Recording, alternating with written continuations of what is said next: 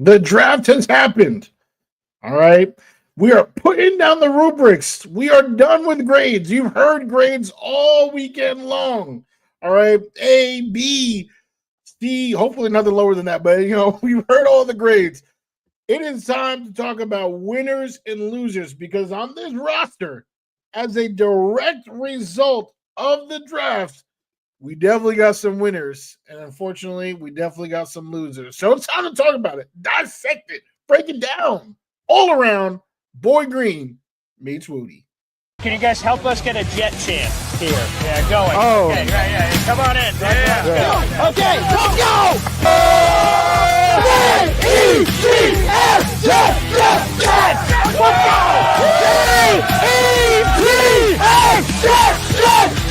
Let's go! There you go! Third Party Thursday. Chris joining us here on the program with a capital P here on the program.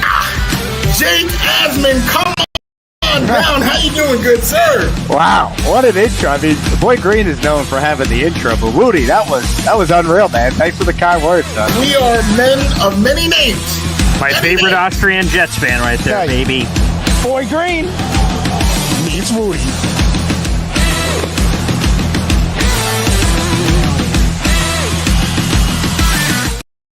Welcome to another episode of Boy Green Meets Woody. It is your boy James Woody, and you already know we are Woody, rocking everywhere. All right, the man here, look at this. He is the boy who became king. Look at him under the light, Mr. Paul Esden Jr. All right, you heard his grades. You've heard his feedback. You've seen the reactions. We reacted live, but now it is time to pick winners and losers from this draft. But before we do that, I gotta ask my boy, how you doing? Not well, Woody. Not well. Because I need to give a special shout out at the beginning of today's show, if I may. Yes, of course. Now, I would highlight this if I can, because that's the kind of guy I am. But Instagram does not allow that functionality yet on StreamYard that we can bring up an Instagram comment on StreamYard. So you're going to just have to take my word for it. But I want to give a very special shout out at the top of the show. I see this on my Instagram. NL Sports Platter, Mike Lindsley. He commented in. He's a fellow podcaster out in the universe. And his comment is, fuck the Jets. And Mike Lindsley is a Buffalo Bills fan.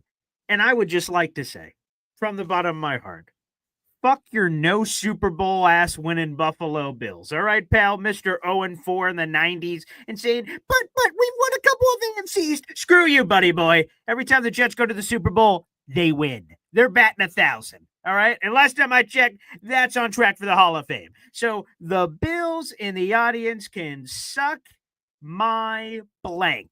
Okay, so I didn't want to start with that kind of energy, but I see that on my Instagram, and I'm like, who the hell are you, Buffalo Bills fans?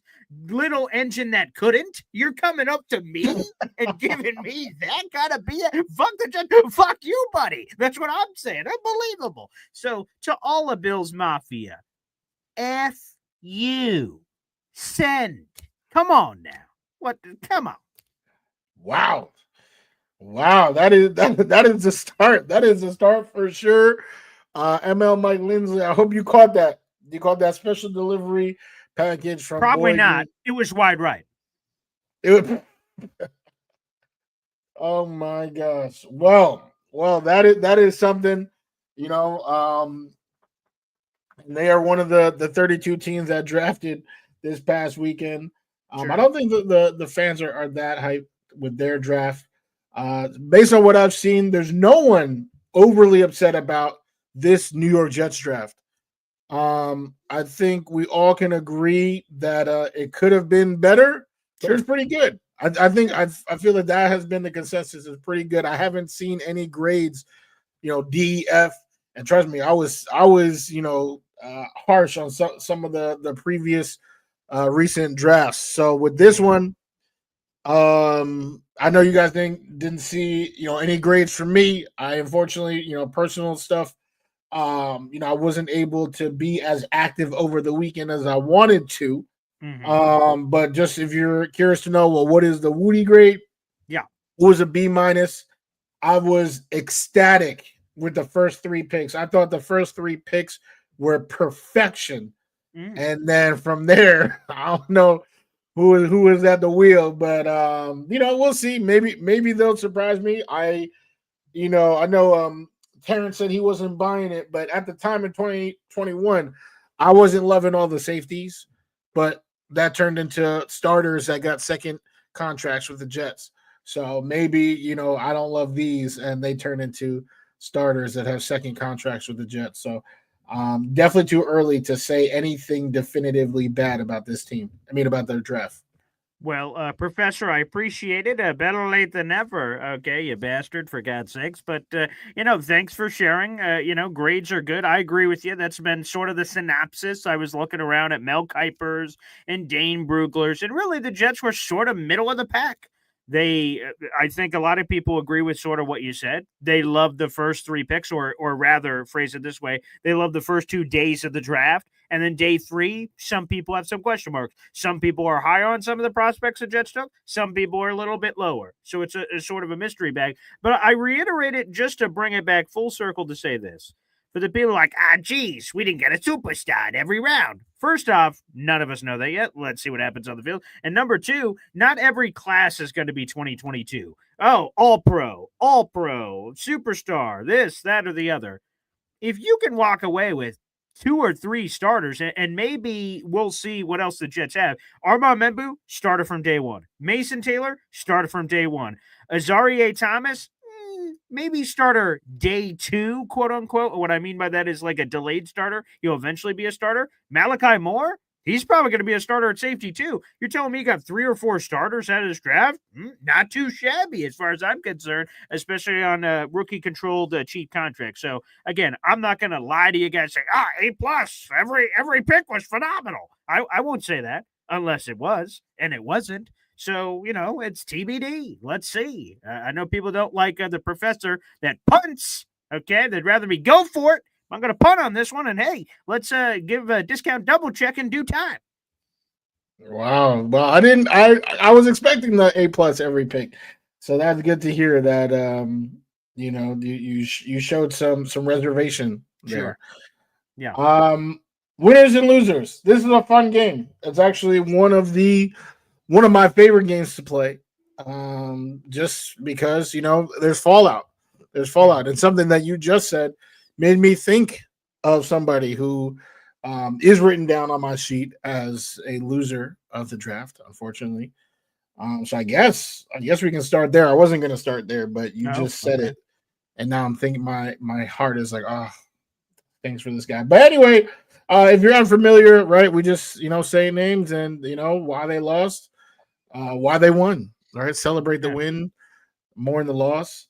Sort of next level, because like Woody started it like draft grades. Everyone loves doing draft grades, and that's a fine system. It's all around the place. I don't shame grades, but I think now that we're talking on Tuesday and the draft ended on Saturday, a next level conversation is what are the ripple effects of the draft? Who benefited from what occurred over the weekend, and who, oh boy.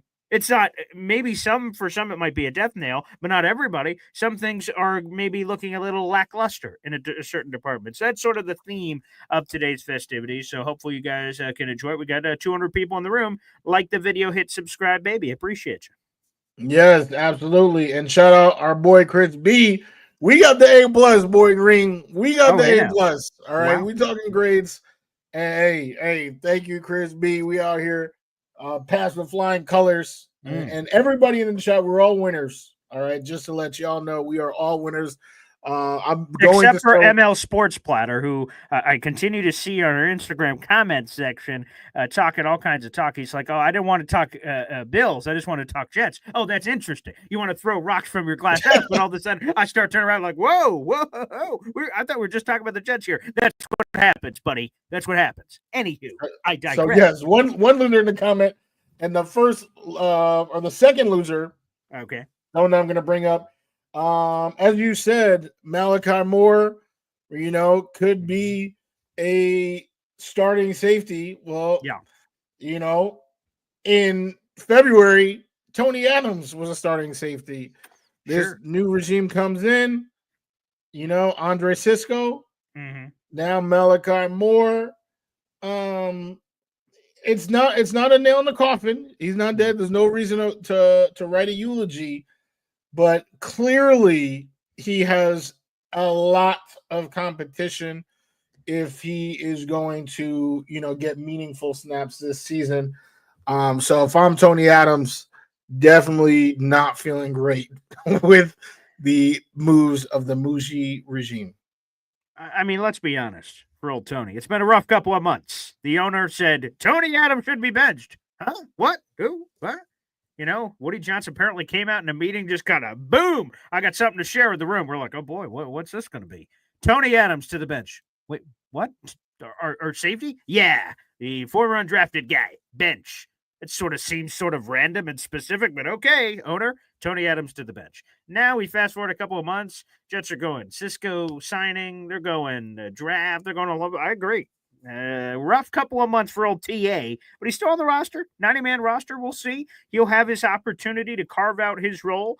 And hey, it's been a nice little career so far for Tony, who started off as an undrafted free agent. It's very hard to make it in the NFL as an undrafted free agent. And he quickly just rose from, whoa, this guy made the roster to unquestioned starter last year. It's like, wow, okay, look at that sort of rise on up.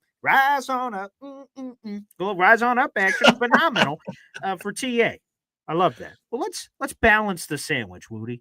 In Taekwondo, that's as we're both practitioners in the beautiful martial art of Taekwondo. In the current age, they didn't used to grade this way, but in the current age of grading at testings for Dan levels, that's when you get a new belt. You're attempting for a new belt. They say they want you to give a sandwich for every insult. Do you have two compliments to sort of go along with it? So you don't just overly criticize and just destroy people, sort of balance the sandwich. So I want to bring the beautiful art, the Korean art of Taekwondo, to the table. And what I would like to do is give a winner. And I think perhaps the biggest winner of the entire 2025 NFL draft is Justin Fields. And the Jets talk that talk in the offseason, saying, Justin Fields is our guy. We just need him to play the quarterback position. He's the guy. Talk is cheap. Results-oriented business. What happens when it's all there? Woody, are you a Survivor fan? CBS show Survivor? You a Survivor fan? Never seen an episode. Okay, so I'm sure this beautifully orchestrated reference I'm about to make is going to hit you right in the chops, which is what we're hoping for. But in Survivor, you get 18 to 20 castaways on a random island, and everyone says, oh, Woody, we're in an alliance. We're friends. We're together. And you can believe that, but the real truth is when you get to tribal council. Who do I vote for? Then all of a sudden your allegiances are revealed. What's the truth? And tribal council was the 2025 NFL draft. The Jets said all the sweet pleasantries. We're in the honeymoon period. Oh, Justin Fields is great. He's a superstar. He's all these things. But what does it mean when we get down to the brass tacks? The rubber meets the road. Did the Jets take a quarterback at 7? Did they take one at 42? Did they take one at all? Well, the answer to that question is a loud no. They didn't take one anywhere in the draft. They have an undrafted free agent. We actually did a show on that earlier today. Let Brady cook. Missouri, baby. Okay, let's get those T-shirts cranking. But the major winner is Justin Fields. No quarterback was selected. And the only guy they brought in is an undrafted free agent. Zero competition to Justin Fields. They added weapons all around him. Armand Membu, right tackle. Tight end, pass catcher, add there. A wide receiver later. Justin Fields got to be like, this team said they believed in me, and they actually believed in me. If I'm Justin Fields, I'm feeling invigorated today, saying, look, this team promised me things in free agency, and they've lived up to it. If I'm Justin Fields, I'm more fired up than ever for what this Jets opportunity can be. Again, ultimately, it's on him of what this is going to be. How is Justin Fields not the biggest winner of this whole gosh darn thing? It's not close. I thought we were going to build up to the crescendo, but way to have the biggest winner right off the bat. But Sure. Yeah, it's not close. Didn't, like you said, everything you said, right? Didn't draft competition. Got, solidified the offensive line. Mm-hmm. 2 weapons in their first 4 picks for him, including, a tight end, second round. That's a pretty large investment at that position, a position that, we all agree we brought in Ryan Roberts, which one is more useful for Fields, tight end, right in the middle of the field. I mean, what this really does is eliminate all these excuses. So I need, Sure. there's nothing. There's nothing we can say. 4 years of providing excuses for this man. Now there's none. You got the best line the Jets have had in 10 years. Weapons littered throughout the field. Strongest running back room. Donovan Edwards out here. And a coaching staff that clearly, fully believes in him. So yeah, huge winner. Just as a side to that, I would say Jordan Travis, right? Because obviously drafting a QB, he would be the first one to go. So Sure, by yeah. not drafting a QB, like the same points that we're making for Justin, you can kind of say for Jordan Travis, he has one because now he has a fair shot to try to prove that he's worth keeping. Let's explore that one for a second, because on my sheet, I've got a list of winners and I got a list of losers. And you have Jordan Travis as a loser. no, I have it Anchorman style for anyone who's seen the movie. And I'm like, stay classy, San Diego? I have Jordan Travis in the winner section with a question mark. And it's not, to me, you're right. They didn't take a quarterback in the draft. If they would have, in theory, he's the first one to go because Justin Fields ain't going anywhere, no matter what they did. Tyrod Taylor ain't going nowhere based on what he did. So it would, in theory, have to be Travis. So that's true, and it looked good news for that. Then after the draft, Darren Muji and Aaron Glenn, Rich Cimini asked 2 questions about Jordan Travis. Number one, he's like, wow, you didn't take a quarterback. How much did you think about that? And does this sort of crown Dennis Green style? You want to crown him, the crown their ass. If you're going to crown, is Jordan Travis your developmental guy? Because clearly you didn't draft one. And Darren Muji completely ignored that part of the question. He didn't answer it. And they just said, yeah, we thought about some quarterbacks, but we like our group. Thanks. And then a question came up later. So, yeah, you didn't answer the Jordan Travis part, but Jordan Travis, medical update. And Darren Muji's like, I don't get into medical stuff publicly at this time. So I feel, this is what I said on the morning show, so feel free to combat this, Woody. If Jordan Travis was healthy and ready to go, why wouldn't you scream that from the rooftops? You're damn straight we didn't take a quarterback because we got the developmental one. His name's Jordan Travis, and we'll see you in OTAs. Pew-pew! Throw him in the pocket. Let's roll. They didn't say that. Why? Why didn't they say that? We go back to Aaron Glenn, my favorite comment at the owners' meetings. Rich Cimini says, hey, is Jordan Travis going to be ready for OTAs? Aaron Glenn goes, I'm not a doctor. And then Rich Cimini's like, well, okay, but what about this? And then you just have this cat and mouse game between AG and Rich Cimini, which it always seems to be Rich Cimini. So I throw this over to you, Woody. Why are they not giving us an update on Jordan Travis? Is it because they don't want to give medical updates on anybody? This is the new regime the way it is? Or is it something more? That face when you said that, it was pretty funny. Well, I mean, Muji definitely said it generally. Our general manager said it as a general statement. We don't provide medical updates by any of our players, not just Jordan Travis. It's worth when you get, little information. Mm-hmm. It's always worth saying, what are they hiding right now? I have no reason to believe that trouble is afoot.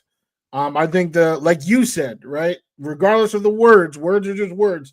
The action is that they did not draft a QB. So with that being said, Jordan Travis has to be considered a winner because his job, like his percentages of having a job in September are dramatically higher than they would have been if they selected my boy Will Howard in the 6th round. So, yeah, I think he's a winner. Now, does that mean he is going to continue to win or what is his future? I can't speak on that. But right now, April 29th, fallout from the draft.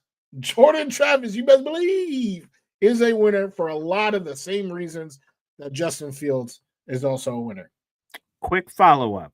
Jordan Travis, just make sure your rear view mirror works because Brady Cook, he dominated the NFL Combine in Indianapolis. He had the fastest 40-yard dash, fastest 10-yard shuttle, best broad jump, best vertical jump, best three-cone drill, and best 20-yard shuttle of all the quarterbacks. In every category that they measured a quarterback in something, Brady Cook was in first place in Indianapolis. Now, he wasn't drafted, okay, but the Jets brought him in. He is very intriguing to me. So the competition is on like Donkey Kong, as far as I'm concerned. Are the Jets going to keep a QB3 at all in the 53 man? We could debate that. But either way, whoever the guy is, I imagine they end up on the practice squad one way or the other, whether it's Travis or Cook, and let the games begin, as far as I'm concerned. Yes. Yeah. I mean, we'll see. We'll see what happens there.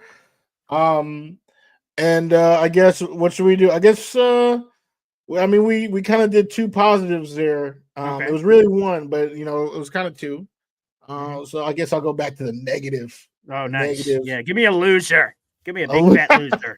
Come on now. Well, hey, no matter what happens, this guy, he won in life. All right. He was Jesus. Hey. He was drafted to an NFL team, scratch and claw, did everything he could. But it seems like Aaron Glenn hates him. He hates this man. Right? He looked at this name. He's like, oh, wow, this is a silly name. You know what? Let me get a more generic name. Brandon Stevens, come on down. And then he was like, oh, you know what? No, forget about that because I can't even pronounce the next cornerback that he got on. But what he has done is successfully dig a huge hole and just pile on new quarterbacks for Quantez Stiggers to be buried on this depth chart. He might be my pick for the biggest loser from this draft. Wow. The draft results. It is very unfortunate for someone. There were people out there, and I'll never stop reminding you because it's crazy. There were people out there that literally said, we drafted Quantez Stiggers, trade DJ Reed. That's what y'all said. You said trade DJ Reed for Quantez Stiggers. Now my man's is buried. He's CB6 right now. And it's just crazy. Let me see. I'm trying to do the quick math in my head of a 53-man roster. I know this is a bold take. I think Sauce is making the roster. So we got Sauce. Well, we got Michael Carter II, Azareye'h Thomas, the rookie Florida State corner, Brandon Stevens. That's 4. And now we get into the conversation of guys like Quantez Stiggers, JBC, Isaiah Oliver, and now we're rounding out the group. And again, here's the thing we don't know, and I mentioned this, I think, on the morning show. We don't know the new regime's ideology, right? Saleh, they're keeping 10 defensive linemen. We just got to pick the 10. We know none of those thresholds of 3 quarterbacks, 4 running backs, 5 receivers, this, that, or the other. So that part is wide open, and that's where we get into the conversation. If a gun was to my head right now, I have Stiggers making it, and maybe it's just because I'm a Stiggers fan. I don't know, but boy, he's in a tough spot. This $36 million man ain't leaving. Azareye'h Thomas ain't leaving. Sauce Gardner ain't leaving. MC2 ain't leaving. So at best, he's 5. But Isaiah Oliver might be like, "Excuse me, okay, 6."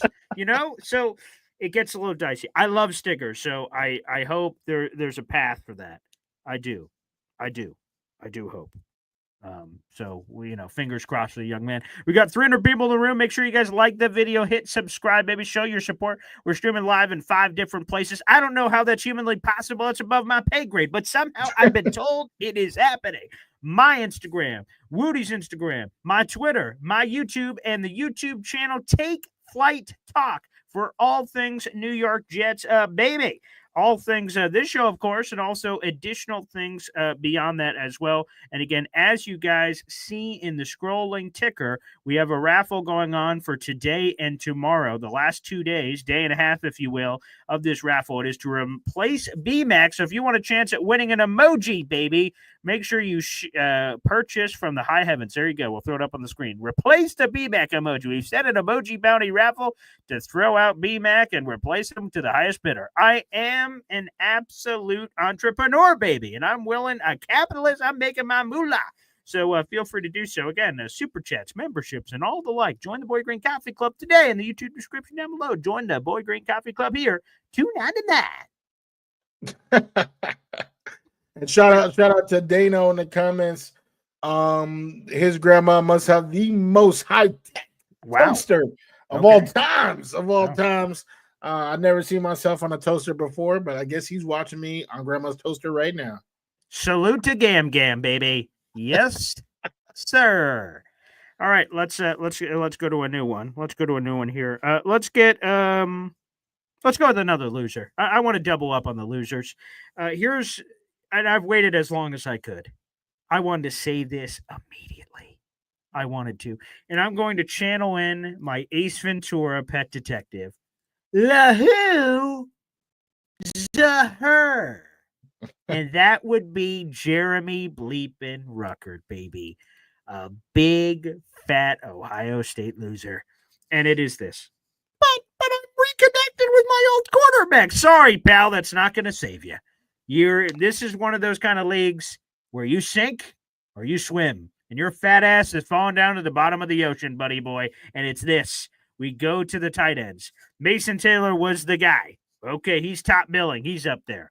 We got Stone Cold Smart, baby. He's on the list. And Woody's face. And Jeremy Ruckert, to me, I think his best chance at making this roster and really, quite frankly, salvaging his NFL career is embracing what got him here in the first place. It is not the receiving game. He showed glimpses of that at Ohio State that people thought, oh, it's here. Maybe it can be here. That was projection. The thing that was no projection as I use my waving finger, is Jeremy Ruckert's blocking. That was supposed to be the bread and butter foundation of what he brought. That no matter what, he can't bust because he's at least this. That is what I was told. Those were the pleasantries that were whispered in my ear when he was the 101st overall pick, and we have not seen that. Is it, as EC sent to the super chat this morning, saying, hey, it's on the coaching? They didn't get it out of him? Maybe. Is it on the player? I'm not sure. But if Jeremy Ruckert, here's some advice. I'm sure he wants to take some from me after I just called him a big fat loser. But if he wants to take some advice from me, it would be embrace the blocking. Be the H-back fullback for the Jets. Throw Beck off the roster. This random fullback we signed this offseason. You become the fullback. You become the do-it-all man. If you can, your career can be salvaged. If you can't, well, here's your pink slip, buddy. Peace. Jeremy Ruckert did not make my list of losers because I don't think it's I think if anyone, like, I thought tight end was almost like a lock, right, to get drafted, or to be added. I would have said that about defensive tackle too, but yeah, we're gonna talk about that. But yeah, so seeing that it was right, like, I don't think Ruckert is sitting there shocked, maybe to the extent that Quantez, if I'm Quantez, I'm shocked. Like, I'm like, damn, they're piling on this position. But for Ruckert, I don't think, he's in the same position to think that. I also, I don't think that this is the end. It could be the end. It could very well be the end of his Jets tenure. But I don't think this automatically means that it's the end of his Jets tenure. But I do have my second biggest winner, right? Fields is clearly number one. My second biggest winner is actually Mason Taylor. So this is honestly the perfect segue. I can't even have a better segue because the last tight end that the New York Jets, drafted in, one of those first 4 rounds is Ruckert. And the problem, in my estimation, was that they literally plucked 2 veteran starting tight ends, CJ Uzomah, Tyler Conklin. They were starting for their teams. Oh, yes. Paid them $15 million combined and then drafted Ruckert. And Ruckert started his career buried, not getting opportunities. They weren't that good. The 2 players above him. Then the coaching staff was awful. And then, we're shocked that Ruckert is in Travis Kelce. Mason Taylor is getting drafted into a situation where he is the one above ground. Every day above ground is a good day. Tony Montana said it best. He is the guy. The two veterans, they don't even matter. They literally don't matter. So this is his job, his world, right? And we're all just living in it. Justin Fields, the offensive line, right? So the pressure, because that's his one knock is the blocking, right? But right now the Jets have their best offensive line in 10 years. So he can kind of be eased into the right. If he's not the best blocker, it's not catastrophic for the offense, but his hands will be what we most value, and that's what Justin Fields will need. So I feel like how the team is set up right now is perfect for him to succeed and develop. This, in terms of where he could have gone, this has to be a top 5 scenario for him in the NFL. I think he is a huge winner. This is a great start for his career. And, he has the tools that Rucker didn't. I love entering these shows because we did not reveal our list to each other, just that the topic would come up. And I love entering this with an open mind to be surprised. And what you say is often forgotten history. That offseason in which you referenced, the Jets invested $45 million at tight end. CJ Uzomah somehow got more than Tyler Conklin. I still don't understand that one. He got $24 million, and Tyler Conklin got another $21 million. $45 million then for a position they largely ignored for a decade. 101st overall pick, boop, tight end, Jeremy Ruckert. And he is buried. And then when we look at the statistical or lack thereof production, we're like, Jeremy, what are you doing? So it's a great highlight by you saying, whoa. Okay, maybe he's still going down this road, but hey, man, this is a note that he was buried. Plus the Liz Frank injury. People forget about that. He got hurt at the Senior Bowl that year. He was already hurt before he got here. Apparently the Jets have an affinity for that sort of thing. Pour one out for Jordan Travis, wherever you may be. So the point is that this dude was buried at the medical office and by the people that were already drafted or signed predating his arrival in the first place. So I think that's a great shout out. By the way, speaking of shout-outs, let's give some more shout-outs to the people in our comment section. I see Gohan Angered. You're up in here in the channel. We appreciate that. And I see that a lot of people are accusing this supposed quote-unquote BMAC of being fake in the comment section. BMAC, you have a way right now to prove your legitimacy. Go down in the Boy Green Coffee Club YouTube description down below and join the Boy Green Coffee Club. If you join, you're as official to me as anybody. So if you want the official tag, $2.99, brother. Join the Boy Green Coffee Club in the YouTube description down below. I highly recommend that for anyone watching. If you want to know what that is, look, Taylor Sterling, Boy Green Coffee Club member here on the chat, and a couple others. So Hennessy Heisman, Boy Green Coffee Club member. Join that. You get the loyalty badge. You can help support the program, so feel free to do so. Love it. Okay, so good. I like that. Very nice little shout there. Let's go with a positive. Let's go with another positive. I like mixing it up here. This is one of my favorite positives on the list. This is a guy that I have been very high on for a while. And based on the results of the draft, well, I hope the Jets are too. Leonard Taylor III. Just like this. L.A. Knight, yeah? LT3, yeah? That's how I'm feeling about Leonard Taylor III, baby. An undrafted free agent from last year. An undrafted free agent, a lot of them said, damn, I thought this guy was going to be drafted in the 4th round, the 5th round, the 6th, the 7th. Apparently, there were some problems at Miami, baby, for old LT3 here, where people question the drive and the work ethic. Can he take it to this next level? And obviously, the Jets thought he could initially by signing him. And he's continued to prove that in flashes that he has it. To me, the most puzzling thing from the draft is why in the bleep did the Jets not draft the defensive tackle? Hell, in my last mock draft, I had them doing a discount double check, dipping the chicken nugget twice. 1, 2. And they went 0. I'll just have it with no sauce. Thanks. Whoa, okay. Sort of threw me off. And I'm high on LT3. And I still said, well, yeah, but he's just a man. Rocky, he can't be the only guy that's helping out, not named Quinnen Williams, because that's what we're talking about here. Obviously, we have Quinnen Williams at defensive tackle, but who is the Robin Jewish Batman? We've been dramatically and desperately trying to find it for years. I think LT3 is the guy to circle. And now that they didn't draft the defensive tackle, you are left with two realities. One, the Jets just totally blew it in the draft, certainly possible. Or two, they believe in the players on the roster more than we do. Come on, pour one out for Byron Cowart, Derek Nottie, okay, Jay Tufele, member of the Bloodline. Put your ones up out there, perhaps, I'm not sure, of some American Samoan love, the Polynesian culture. I'm not sure. But what I'm hoping is, sure, those rando guys, but specifically, LT3 has to be a winner because he has an opportunity of opportunities. And this is it. If LT3 doesn't seize it now, my honest, and again, we follow each other on social media, we've DM'd before, we've talked.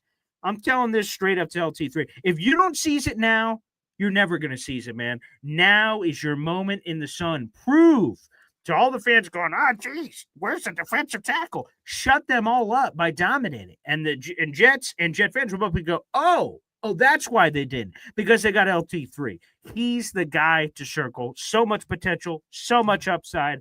I'm excited for the young man. I think he's one of the biggest winners of this weekend.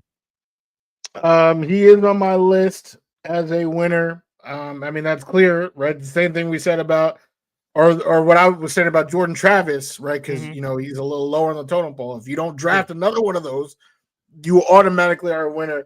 That is the case of LT3. I think you're putting way too much pressure on an undrafted free agent who is now, in a, whole new everything, whole new culture, regime, coaches, defensive scheme, all that type of stuff. I am not expecting him to be Aaron Donald. If you don't see it now, I'm not saying, but I'm a huge fan of him, his motor, everything. We've been saying that. So I was happy to see that his chances for survival are high. I don't expect this season to be the coming out party. It shouldn't be. Bryce Huff, it took a few years, and then he was doing work. I think it's the same thing for LT3. Derek Nottie has been the worst defensive tackle in PFF's rankings the last 2 years. He was dead last year, and the year before that, he was third to last out of almost 200 plus defensive tackles. So give me, as a loser, my favorite Jet, Quinnen Williams. I think Quinnen Williams, we've been trying to find the Robin to his Batman, and they was like, hey, here's Alf. Nothing. We got nothing here. We got old Derek, bro, come on now. And with Quinnen, it stinks because I think the fan base, just expects everyone to be a Hall of Famer every year, no matter what, right? You saw how viciously and how quickly the fan base was to turn on Sauce just because for the first time ever in his career, he didn't have an all-pro season. Quinnen has been the target of, he can't get sacks, he can't do this, he can't do that.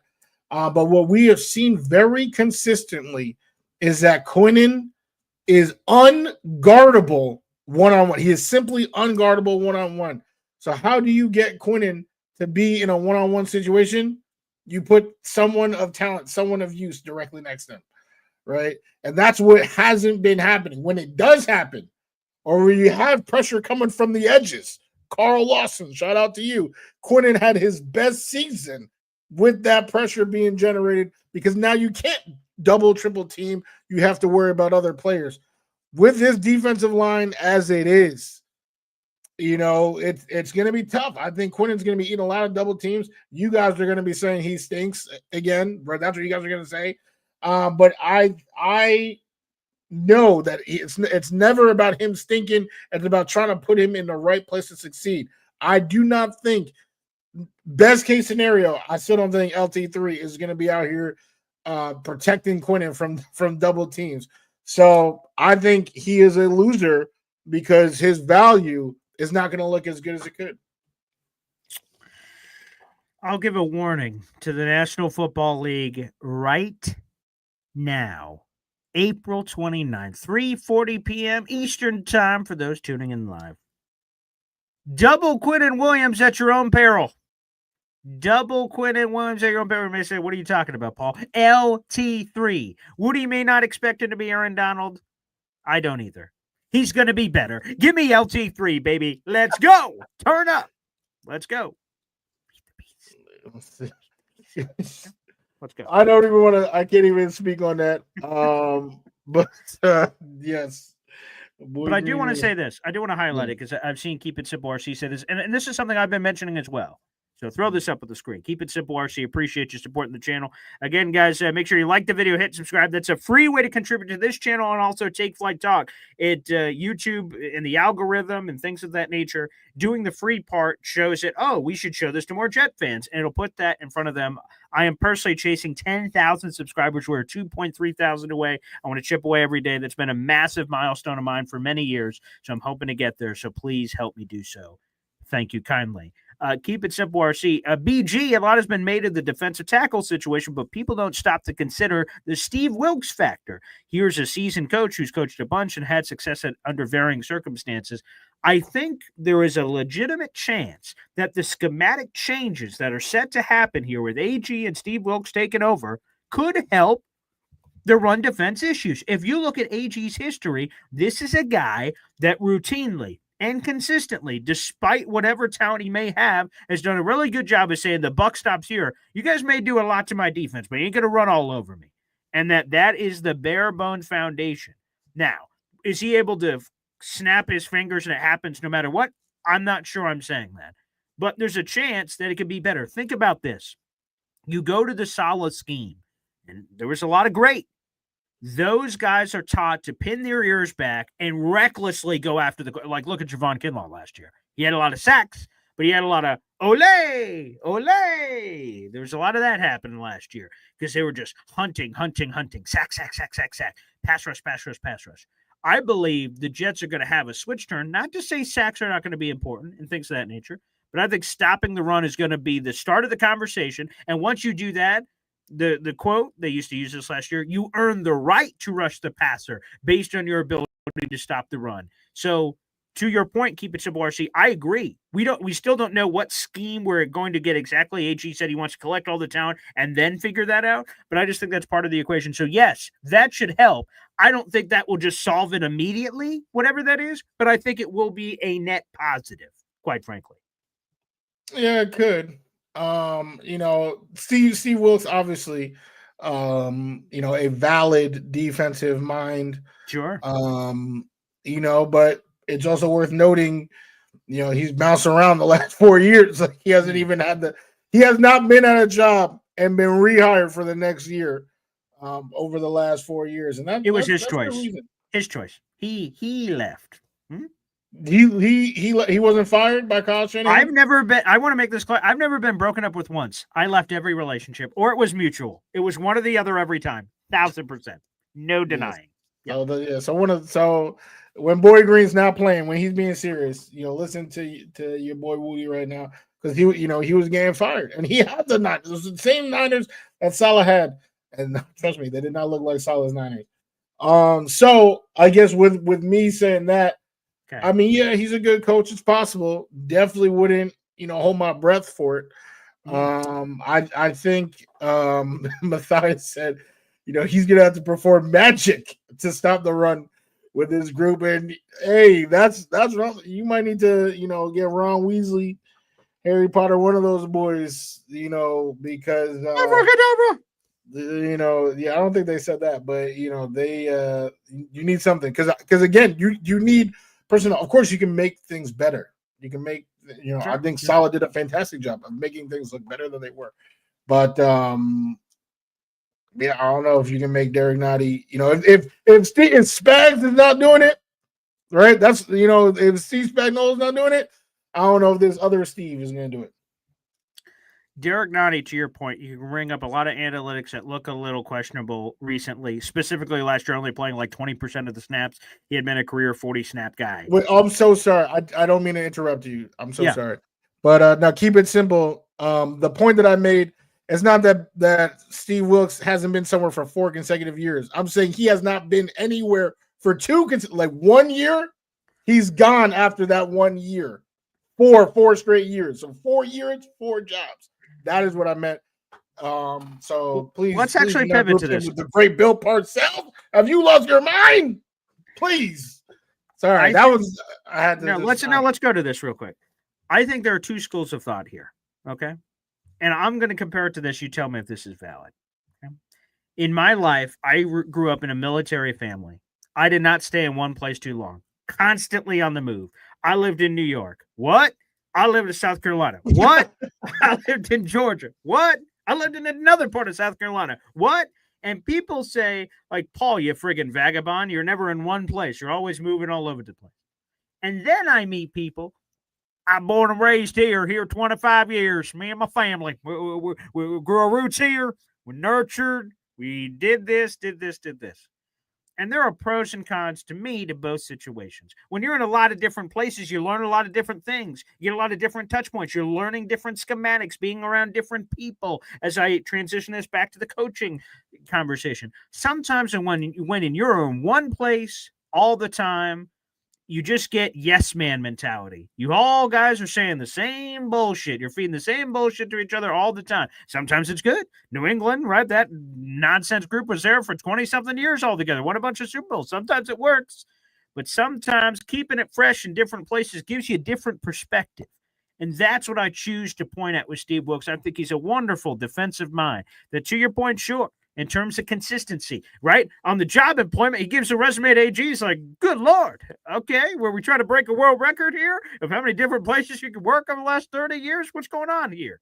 Again, I think there are pros and I think there are cons. To me, as a person that had been moving all over the place, I say the pros. I've been able to develop a lot more relationships doing my thing than I would have if I was just in one place my entire life. And I think that transitions to coaching too. Yeah, I mean, he was getting fired. He was consistently not good enough to keep his job, which is very different than the reason why you were moving from place to place. But yeah, it's cool. Yeah, you got a lot of network. You got a big contact list. That's nice. That's cool. Okay, wow. I didn't expect this Steve Wilkes slander. Wouldn't say this. Slander? It's a coordinator in the league. He's just some trash bag of garbage. I mean, geez, okay. All right, I guess we'll see if Wilkes makes a believer out of you coming up this season, I suppose. I got one more name I want to sprinkle in, and it is Breece.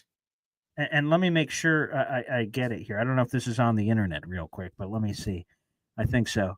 Oh, no, his middle name is not openly available on the internet. Good for Breece. He shouldn't put that out there. But Breece Hall. I was going to give him the full name, but Breece Hall. Maybe he doesn't have a middle name. I don't know.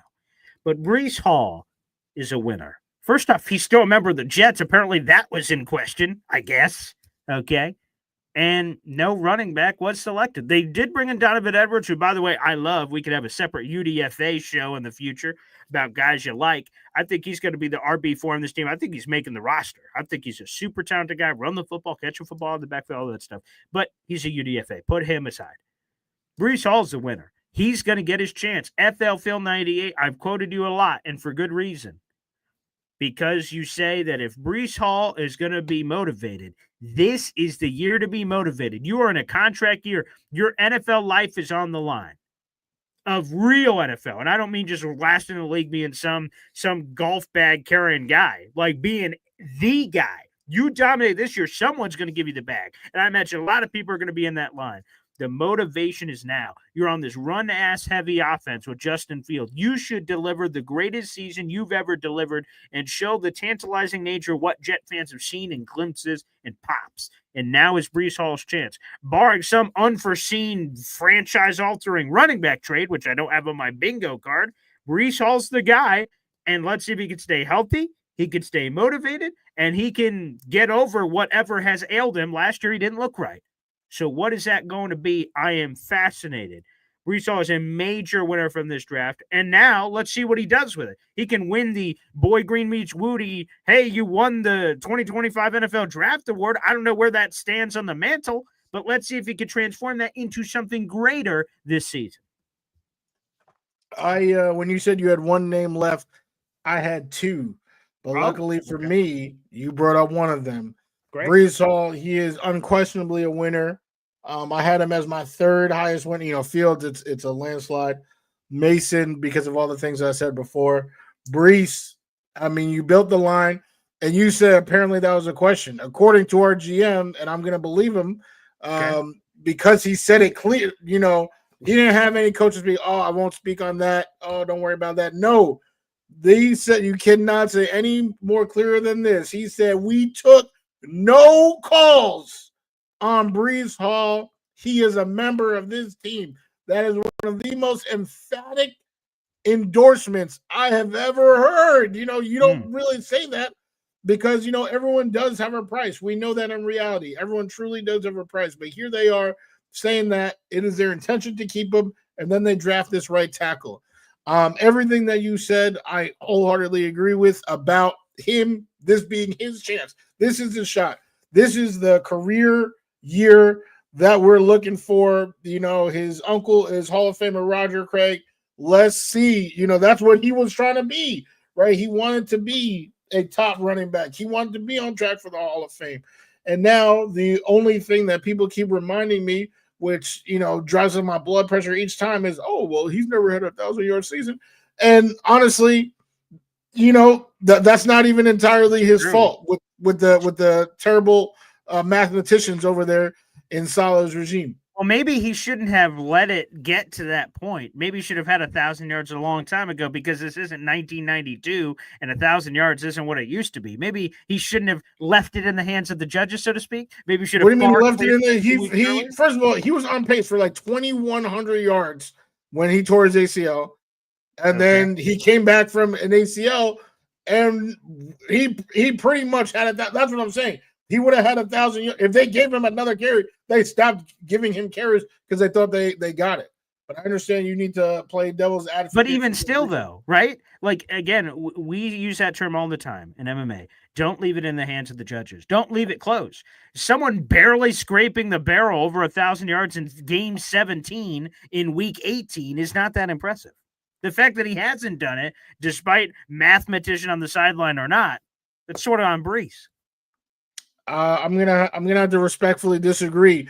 I mean, he can't call himself more carries. He can't do it. And the team last year was last in the league in carries. So I don't know how we're getting this volume rushing attack when he consistently is not getting the same carries as literally any running back in the league. He didn't look healthy last year. He's still not getting the carries. Was Braylon getting the carries? Did Braylon, I'm not sure what the where this conversation is heading, but I'll say this is that this is right. He has a chance right here. They gave him the ringing endorsement. He's not going anywhere, and now they have an offensive line, right? They got Membu. He is definitely a winner from this draft. But I will say, I guess this is the last name. We literally mentioned every name besides this one that I wrote down. Is loser Malachi Corley. He was someone who came in, wasn't used at all. All right. I know we've all said we want receivers. They gave us Tyler Johnson, Josh Reynolds. Now, some of you guys are hyped. Some of you guys, high on that Kool-Aid, telling me that, they about to do this and that. But for the rest of us, I was looking at Ted. I was looking at all this stuff. But what they ended up doing with forgetting his first name, but Smith, the receiver, Arian Smith, the receiver. I mean, that seems like somebody who's a candidate to take the role that I thought Corley was going to have, with the, end arounds, get him the ball in space, because Corley is the Yak King, or was the Yak. Someone was saying that to me, Yak King. And I personally don't believe that lack of snaps means lack of talent. Now, of course, a lot of times that is the case.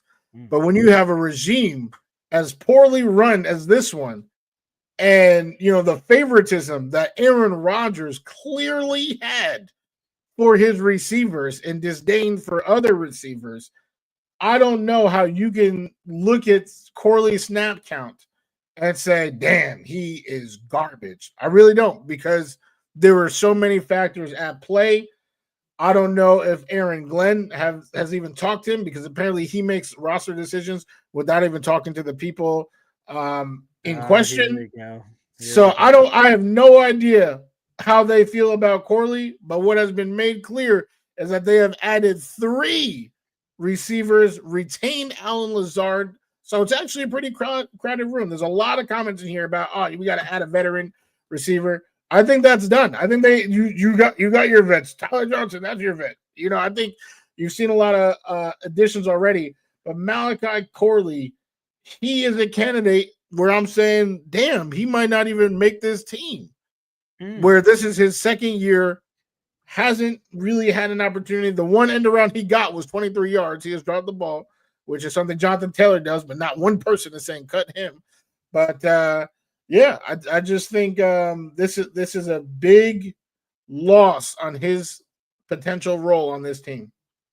Well, I have to match your respectfully disagree with another respectfully disagree. With all due respect. Gonna have to hit the old disagree button here. The only receiver the Jets drafted was some guy named Arian Smith, who most Jet fans didn't even know what his name was heading into the draft, for Pete's sake. And if they did know his name, it's like, oh yeah, that's the guy that drops balls at Georgia. That may have been the only reason they knew his name. To me, I think what Arian Smith provides and what Malachi Corley provides are different. Now, there's connective tissue of smoke pops, flares, things of that, for lack of a better word, manufactured touches. Like the play is Arian. We're in the huddle. Arian, you. Like other plays, hey, everyone runs some routes and I'll sort of progress and find out who's the open guy.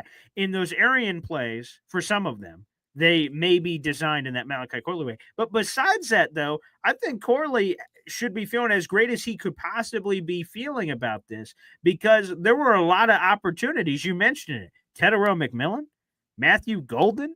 I mean, we can pull up the draft thing and go, if we had more time, we'd go piece by piece and literally say, oh, look, they passed on this guy, all these guys. To me, I don't believe that Malachi Corley is in this terrible spot. Can he still get cut? Absolutely. We have no idea what his cachet is with this new regime. Zero idea. That for sure. But of the room of who he has to beat, Josh Reynolds and Alan Lazard seem like the same guy. One of those more so Lazard, could be traded to Pittsburgh after Aaron Rodgers comes to town and ends up being a thing. So we'll see on his future of what he ends up being. He's a lot more movable now with how his contract is. I think Corley, as long as he what's the word I'm looking, takes advantage, like sort of buckles his bootstrap, so to speak, like he sort of God, the words escaping me from school, that you apply yourself. If he applies himself with everything that's here, he has all the opportunity in the world. Because I left the draft after free agency and everything, I'm like, woof, there's Garrett Wilson. Yeah, I know that guy. Who the hell's wide receiver 2? To me, that's a big fat question mark. I'm like, Josh Reynolds, Alan Lazard, wide receivers 3s and 4s. Arian Smith I have no idea what he is. He's a fast guy who will be used, I'm sure, in that Mike Wallace old school Pittsburgh type of way, where he's going to be taking deep shots as a automatic, and then we'll see what else comes together. To me, I think Malachi Corley still has every opportunity to do what he wants to do. If they would have drafted the receiver at 7, oh boy. They draft the receiver at 42. They trade back up or so. Oh boy, a trade for a receiver, do something crazy. Yikes, you're in trouble. His only real competition are 1-year deal, cheap veteran contracts, and then we drafted a random receiver in the 4th round. I think Malachi Corley's straight. It's going to be up to him to take advantage of this. But I didn't have him winner or loser. I just said, you're there. I didn't designate you with either award, I'm afraid. So if I could just push back to one thing, I don't think Arian Smith, he may be written into the fans, but the fans don't make the personnel decisions. Sure. Unfortunately, a lot of the things that are said in the comments do not actually, unless Brick is also in the comments, doesn't really impact what's going on in one Jets drive. That coaching staff is super high on Arian Smith. Coach Glenn compared this boy to Jameson Williams, and Jameson Williams is an electric target. You last week just wanted to trade the number 42 pick or it was one of those picks because I know you traded back all the jiu-jitsu you just did, but you traded a high pick for Jameson Williams. It was 42. In Aaron Glenn's mind, that's what he just picked up. A speedster, had issues with drops. He thinks he's able to fix that, and now he's got Jameson Williams. Well, let me tell you right now, 32 out of 32 GMs right now would rather have Jameson Williams than Malachi Corley. So if Aaron Glenn is thinking of Aaron Smith and looking at Aaron Smith and thinking Jameson Williams, then let me be the first to tell you, Boy Green, that Malachi Corley is lower on the depth chart than him. So I do think he has to do some digging to, impress this group that has pretty much said nothing about him, right? I feel like that is the absence of, being part of the conversation is worse than good or bad, in my opinion. I will push back to your pushback. Yeah, this is a debate show. I will start. You will start. I will counter. I will counter. I will counter your counter up your counter. And here's the thing you mentioned. Well, 4th round draft choice. Come on, man. Let me introduce you to, come on down, Jalen Saunders. Come on down, Shaq Evans. Do you know who any of these people are? You shouldn't. They're random-ass wide receivers the Jets in yesteryear took in the 4th round. They didn't make the team in the year they were drafted. They were cut months later, specifically at wide receiver. I used a few of those examples, but there's other ones. Ja'Kai Polite, 3rd round pick, was cut the same year that he was drafted. Those things happen. And that, to me, the cachet of the investment, sure, they seem high on him. They seem high on him right now. Let's fast forward because we're going to find out, what is that, 5 months? 5 months-ish, 4 or 5 months, we're going to find out with roster cuts and things of that nature. I don't know, man. I don't know. We'll see. I hope Arian Smith shuts everybody up. He's been the most criticized 4th round pick in the history of New York Jets football, for God's sakes. So I am looking forward to see what happens. Malachi, the Yak King, Yak God, Yak, favorite animal, a yak in school, Polly Wallawak, give a dog a bone. We'll see what you do, pal. Oh, well, I just want to take this moment right now to show so much love to everybody in the comments. I see some, people saying, preach Boy Green, preach Woody. Yeah. Of course, a big one that, I love. This duo is great, right? Hey, a lot of times we're not going to see eye to eye, but you already know we're always going to give our points respectfully, right? Honestly. With all due respect. Yeah, and logically, I think that's a huge part is that we're coming from a place most times. Sometimes Boy Green be wild, but for the most part, we are coming from a place of logic, understanding. So I'm glad that some of the fans see it from Boy Green's perspective, and then they all see it from the correct perspective. I just love this show. I love the instant feedback. I guess time will tell if Corley is indeed, safe, he's good, I'm making a mountain out of a molehill, or if he is indeed behind that 8 ball, getting ready to be on the chopping block. We'll take the word from a former umpire. Safe. No, I was never a former umpire. I'm sorry, I lied. I don't know why I felt the need to do that, but that's neither here nor there. We got 400 people in the room. Guys, if you really appreciate the show, and obviously you do in the comment section, do your part. Like the video, hit subscribe here on YouTube. This is Boy Green, and very easy to find on YouTube. And then Take Flight Talk. That is Woody's YouTube as well. We're trying to grow his channel, trying to grow my channel. So feel free to show that support, everybody, and make sure you do that. And again, if you want to support the show even further than that, you like it, guys, YouTube description down below. Join the Boy Green Coffee Club here. It's only $2.99 a month. It's dirt cheap.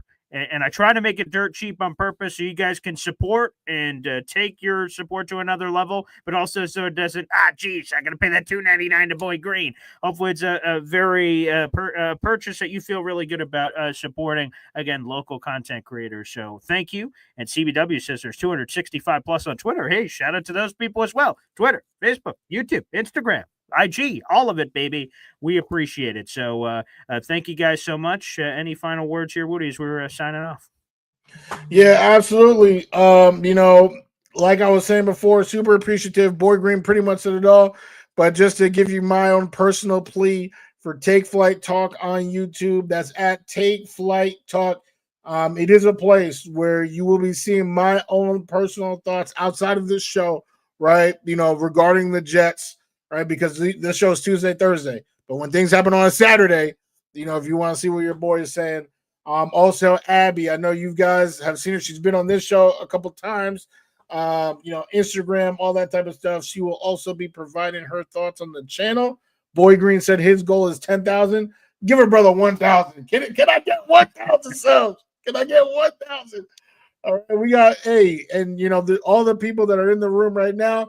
If each of you just subscribe to the Take Flight Talk channel, you would double my subscribers. We would be on the path, the road to 1,000. Can we make it there? Please, let's rock everywhere. Hey, there's levels. We got to start somewhere, for God's sake. So appreciate you, everybody. Thank you so much for tuning in. Woody said it. We'll see you again on Thursday at 3 o'clock for the Boy Green Woody combination, and tomorrow morning for Boy Green Daily at 7:30 in the morning. Thanks, everybody, for the love. Appreciate you. Terrence said he just gave another like and unsubscribed and then resubscribed. I don't know if that does anything to sub just to feel like he did something today. So salute to you, Terrence. Thanks, everybody, for tuning in, and we'll see you tomorrow morning for Boy Green Daily. JETS, Jets. Jets.